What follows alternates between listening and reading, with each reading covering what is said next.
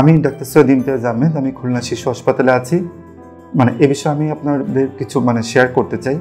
যেমন প্রত্যেকটা বাচ্চাদের জন্য ভালোভাবে বেড়ে ওঠার জন্য টিকাদান কর্মসূচি খুবই গুরুত্বপূর্ণ।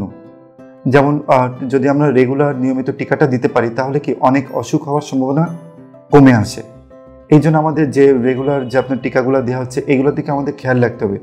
যেরকম ইনফ্লুয়েঞ্জা টিকা, তারপরে হলো আপনার মেনিনজাইটিসের টিকা, এবং আমরা এক্সটেন্ডেড প্রোগ্রাম অন ইমিউনাইজেশনের যে ভ্যাকসিনগুলো দিচ্ছি এগুলো আমাদের সব ঠিকমতো টাইম মতো দিতে হবে।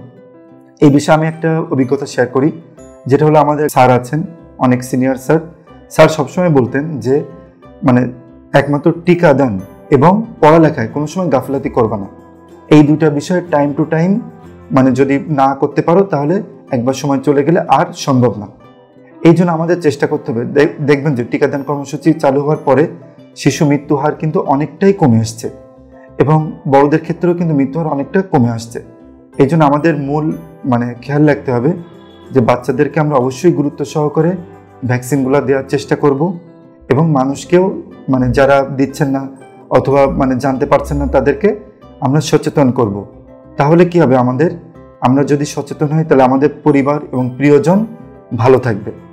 এই জন্য আমার একটা উপদেশ থাকবে যে সবাইকেই টিকাদান কর্মসূচিতে অংশগ্রহণ করা এবং এটাকে সাফল্যমণ্ডিত করা। ধন্যবাদ।